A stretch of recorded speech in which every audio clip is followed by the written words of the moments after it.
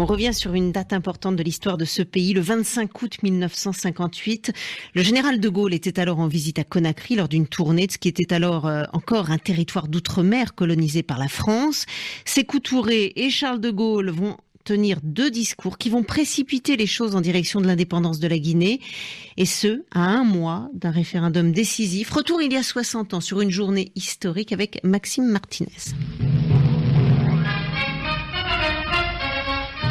Il est 16h quand l'avion du général de Gaulle pose ses roues sur le tarmac de l'aéroport de Conakry.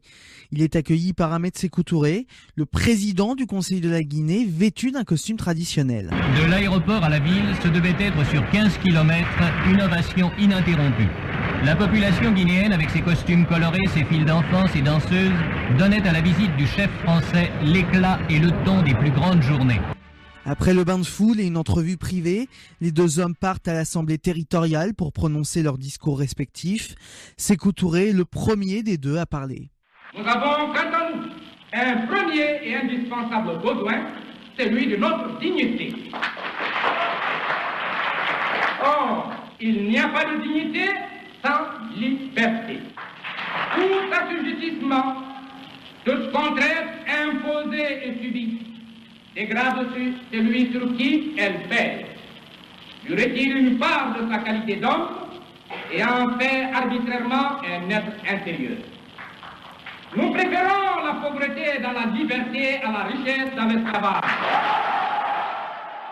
Un ton offensif, un discours ciselé et des propos alors audacieux qui vont déplaire au général de Gaulle. Celui qui est alors président du Conseil français réagit immédiatement en improvisant un discours tout aussi offensif. Je crois, depuis des années, et je l'ai prouvé quand il fallait, que les peuples africains étaient appelés à leur libre détermination. Je crois aujourd'hui que ce n'est là qu'une étape. Ils continueront leur évolution, et ce n'est pas moi, ce n'est pas la France qui le contestera jamais.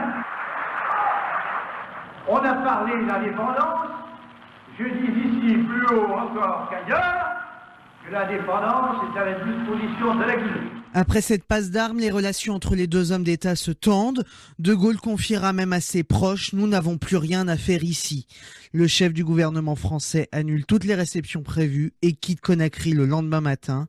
Les 2 hommes ne se croiseront plus jusqu'à la mort de Gaulle, 12 ans plus tard. Maxime Martinez, avec le beau travail d'archives de la Sonothèque et de RFI, c'est un reportage à retrouver en long format sur RFI.fr. RFI, toute l'actualité, Juliette Rangeval.